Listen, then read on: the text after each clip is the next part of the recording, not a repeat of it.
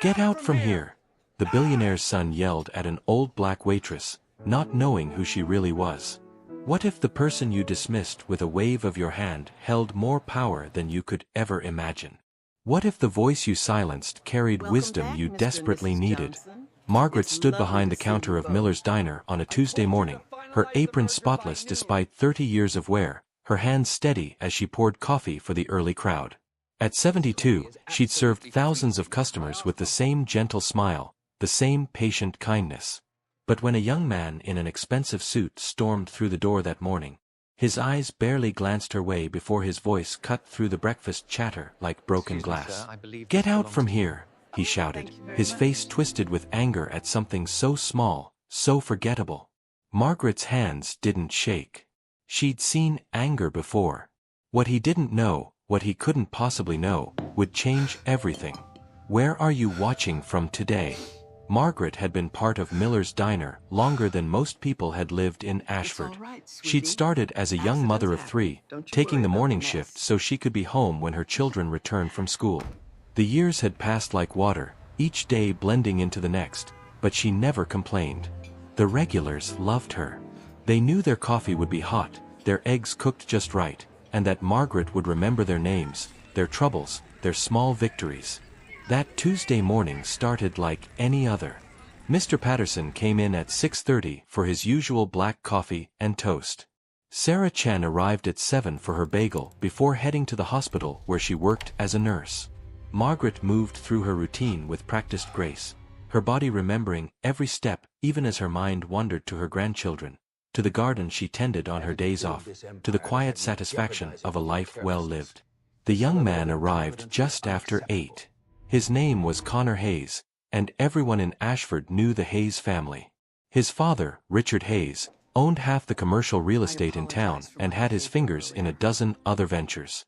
Connor had the same sharp features as his father, the same confident stride, but where Richard had earned his success through decades of hard work, Connor had simply inherited the attitude without the wisdom. He was on his phone when he walked in, his voice loud and irritated.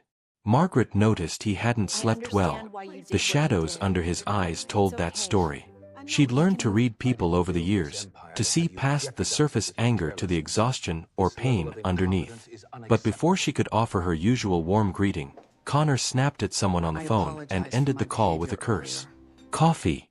Now," he said without looking at her, his eyes scanning his phone screen. Margaret moved to pour it, her movements unhurried. She'd learned long ago that rushing for rude customers only encouraged their behavior. "Good morning," she said softly. "Rough start to your day." He finally looked up, and his eyes swept over her with the kind of dismissive glance that made Margaret's stomach tighten. She'd seen that look before, too many times in her life, that look that said she was invisible, unimportant, beneath notice. "Just the coffee. I don't need conversation." She nodded and set the cup down gently. He took a sip and immediately grimaced. "This is cold. Did you even try?" Margaret's hand hovered over the pot. "I just poured it from a fresh pot, sir. It should be." "I don't care what it should be," Connor interrupted, his voice rising. "I'm telling you it's cold. Are you deaf or just incompetent?" The diner had gone quiet. Sarah Chen looked up from her bagel, her expression troubled. Mr. Patterson set down his newspaper. Even Joe, the cook, peered through the service window. Everyone was watching, waiting to see how this would unfold. Margaret felt her heart beating faster, but she kept her voice steady. "I'll make a fresh pot right away, sir." Connor stood up abruptly, his chair scraping against the floor. "No, forget it. Forget all of it."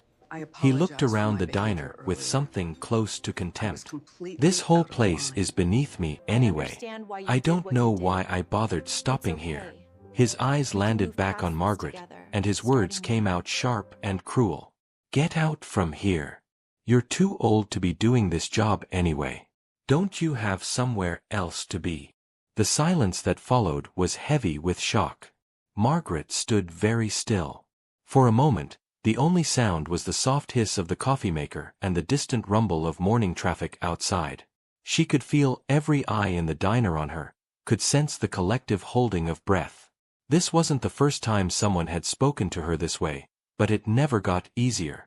The words still stung, still made her want to turn away and hide the tears that threatened. But Margaret had learned something precious over her 7 decades of life. She'd learned that dignity couldn't be taken from you unless you gave it away. She straightened her shoulders and looked Connor directly in the eye. "I'm sorry you're having a difficult morning, young man," she said quietly. "But I've been working here for 30 years, and I've never been spoken to like that in my own workplace." Connor laughed, a harsh sound without humor.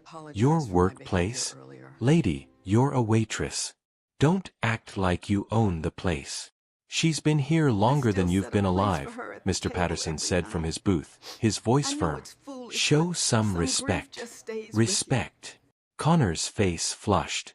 "I don't need to show respect to someone who can't even serve a decent cup of coffee." He threw a $20 bill on the counter. "There. For the terrible service. Now I need to get to my real work, not waste time in some run-down diner." He turned to leave, but Margaret's voice stopped him. "You dropped something." Connor looked back, irritated. Margaret was holding up a small photograph that had fallen from his jacket pocket. It showed a young boy, maybe 7 or 8, laughing at the camera. Connor's expression changed instantly. He snatched the photo from her hand, his face suddenly vulnerable. "That's none of your business," he said, but his voice had lost its edge.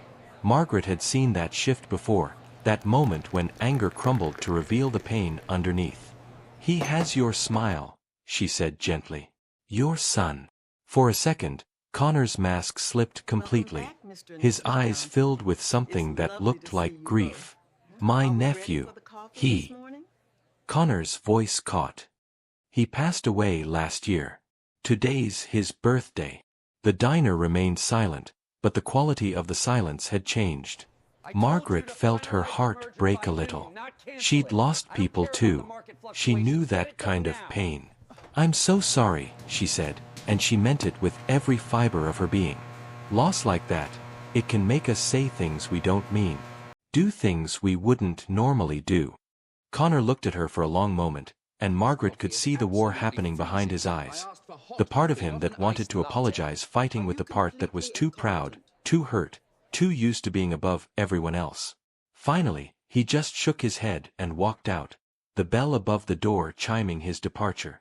Sarah came to the counter. "Are you all right, Margaret?" Margaret nodded slowly, though her hands were trembling now. "He's hurting. Hurting people hurt people." She looked out the window where Connor's expensive car was pulling away. "I just wish he knew there's a better way." If this moment touched your heart, please give this video a thumbs up. Sometimes the smallest acts of grace can change everything. What Margaret didn't know was that Connor's father, Richard Hayes, had witnessed the entire scene. He'd been sitting in the corner booth, hidden behind a newspaper, having coffee before an early meeting. And what he'd just seen had shaken him more than he cared to admit. Richard Hayes sat in his office 3 hours later, but he couldn't focus on the contracts spread across his mahogany desk. He kept seeing the scene from the diner, kept hearing his son's cruel words echoing in his mind. When had Connor become this person? When had the boy who used to beg to donate his allowance to homeless shelters turned into a man who could speak to an elderly woman with such contempt? Richard knew the answer, though it pained him to admit it.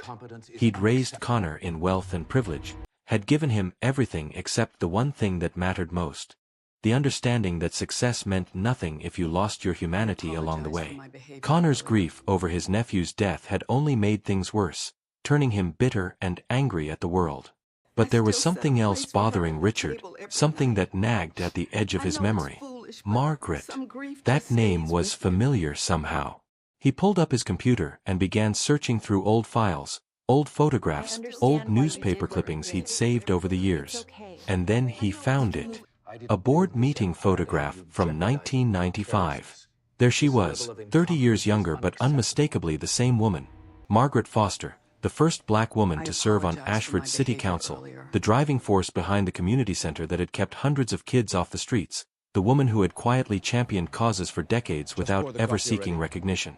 She'd retired from public life about 10 years ago, and Richard had simply lost track of her. He'd never imagined she'd been working at Miller's Diner all these years. But why? Someone with her education, her connections, her history could have had any position she wanted. Unless... Richard felt his stomach drop as he remembered something else. Margaret's daughter had been diagnosed with cancer about 15 years ago. The medical bills must have been crushing.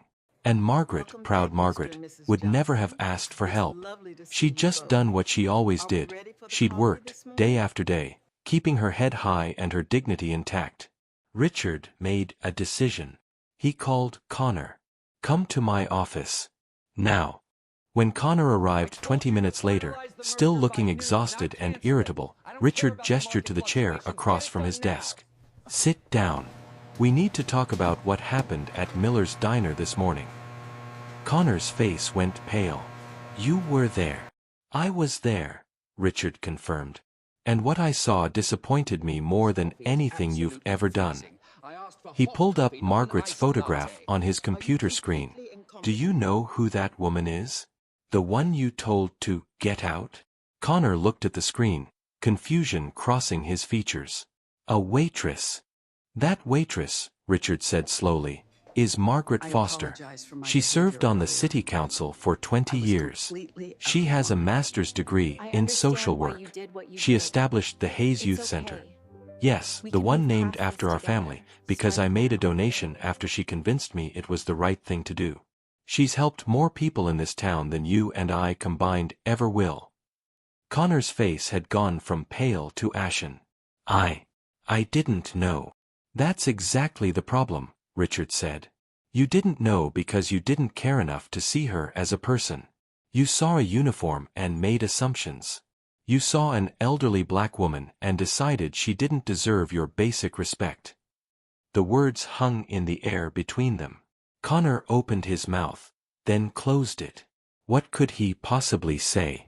Have you ever misjudged someone and regretted it deeply? Share your thoughts in the comments below. Richard leaned back in his chair. "Tomorrow morning, you're going back to that diner. And you're going to apologize. Not because I'm telling you to, but because it's the right thing to do. And then you're going to listen to what Margaret has to teach you, if she's willing to teach you anything at all after how you treated her." The next morning, Connor stood outside Miller's Diner at 6:45, his heart pounding harder than it had before any business presentation. He'd barely slept, kept awake by shame and the memory of Margaret's kind eyes, even as he'd been so cruel to her. His father's words had cut deep, but they'd been true. He'd become someone he didn't recognize, someone his nephew would have been ashamed to know. The bell chimed as he entered. Margaret was already there, pouring coffee for Mr. Patterson. She looked up when Connor walked in, and he saw her body tense slightly, saw the wariness in her expression. He didn't blame her. He deserved far worse than caution. "Mrs. Foster," he said, his voice quiet. Could I speak with you for a moment?" Margaret set down the coffee pot carefully. Sarah Chen, already seated at the counter with her morning bagel, watched with interest. Mr. Patterson folded his newspaper slowly. Everyone was waiting. Margaret nodded and gestured to an empty booth. Connor slid into the seat across from her, his expensive suit feeling suddenly ridiculous in the humble surroundings of the diner. "I came to apologize," he began, then stopped. The words he'd rehearsed all night suddenly seemed inadequate. "No, that's not enough. I came to tell you that what I said yesterday was unforgivable. I was cruel and disrespectful, and you didn't deserve any of it." Margaret studied his face, and Connor felt like she could see straight through him to all his fears and failures. "Your father told you who I am," she said. "It wasn't a question." "He did," Connor admitted. "But that's not why I'm apologizing. Or not the only reason. I should have treated you with respect regardless of your background, regardless of anything. Every person deserves basic human dignity, and I failed to give you that." Something shifted in Margaret's expression. "Your father also told me about your nephew." about today being his birthday. Connor felt his throat tighten. That's not an excuse. No, I apologize Margaret for my agreed. behavior earlier. But it's a reason. I was Grief can completely make out us of forget line. who we are I sometimes. understand why you did It can what make you us did. lash out at the world It's okay. because the pain has We nowhere can else move to past go. this together, She starting reached now. across the table and placed her weathered hand over his. I know what it's like to lose someone who matters. My daughter died 7 years ago. Cancer.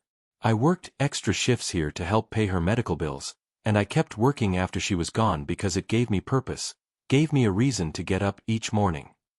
Connor felt tears prick his eyes. I'm so sorry. And I'm sorry for adding to your pain yesterday. Pain shared is pain lessened, Margaret said softly. That's something my grandmother taught me. And kindness shared multiplies. She squeezed his hand. You made a mistake, Connor. A bad one. But you came back.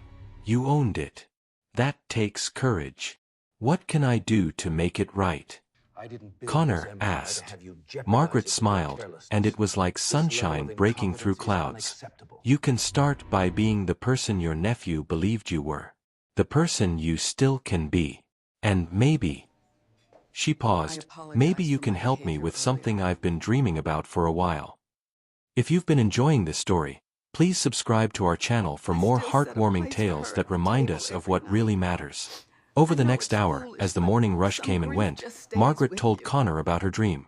A scholarship fund for children who'd lost parents, a way to help them afford college despite their grief and financial hardship. Something that would honor both his nephew's memory and her daughter's legacy. 3 months later, Margaret stood on a small stage in the community center that bore the Hayes family name, but this time, the dedication plaque would tell a different story. The Marcus and Jennifer Memorial Scholarship Fund, it read, named for Connor's nephew and Margaret's daughter. Connor stood beside her, his father in the audience, pride evident on Richard's face. Connor took the microphone, his voice steady despite his emotions. A few months ago, I was lost. I'd forgotten what my nephew Marcus taught me just by being in this world, that every person has value, every person has a story, and the size of your bank account says nothing about the size of your heart. He looked at Margaret, standing dignified in her Sunday dress. I was cruel to someone who showed me nothing but grace. And instead of dismissing me as I deserved, she offered me something precious, a chance to be better. Margaret stepped forward as Connor handed her the microphone. My daughter Jennifer believed that education was the key to breaking cycles of poverty and pain. She was a teacher, and she loved her students fiercely. When she got sick, I took extra shifts at Miller's Diner to help with costs, and I kept working there after she passed because it connected me to people, to community, to the daily rhythm of life that helped me heal. She paused, her voice thick with emotion. Connor could have walked away after that terrible morning. But he came back. He listened. And together, we created something that will help children who are hurting, children who need to know that loss doesn't mean the end of dreams. The audience applauded, but Margaret wasn't finished. I want to say something to everyone here. We live in a world that often judges people by their position, their wealth, their title. But I've learned something in 72 years on this earth. True character isn't revealed in moments of comfort, but in moments of challenge. It's not about how you treat people who can do something for you, but how you treat people who can do nothing for you at all. She looked at Connor again, her eyes bright. This young man made a mistake. A painful one. But he owned it, learned from it, and turned it into something beautiful. That's the kind of transformation I hope this fund inspires. Not just educational opportunities, but opportunities to become better versions of ourselves. After the ceremony, as people mingled over coffee and cake, Connor found Margaret looking at old photographs of scholarship recipients displayed on the wall. Thank you, he said quietly, for giving me a second chance. Margaret smiled. We all deserve second chances, Connor. Third and fourth chances too, sometimes. The question is what we do with them. She patted his arm. You chose to do something good. Your nephew would be proud. As the evening wound down, Connor walked Margaret to her car. She was still working at Miller's Diner, I like it there, she told him when he offered to help her retire. But now she worked shorter hours, spending more time with her grandchildren and managing the scholarship fund. You taught me something important, Connor said as they stood under the streetlights. You taught me that dignity isn't something someone can give you or take away. It's something you carry inside yourself, no matter what anyone says or does. Margaret nodded. And you reminded me that people can change. That grace and accountability can work together to create something beautiful. We needed each other, Connor. Sometimes that's how healing works. They said their goodbyes, but both knew this wasn't really goodbye. It was the beginning of something lasting, a friendship forged in fire, a legacy built on second chances, and a reminder that the person we dismissed today might be the person who saves us tomorrow. If you enjoyed this story, please remember to like this video, share your thoughts in the comments below, and subscribe to our channel for more inspiring stories about dignity, redemption, and the power of human connection. Thank you for joining us on this journey. Until next time, remember that kindness costs nothing but means everything.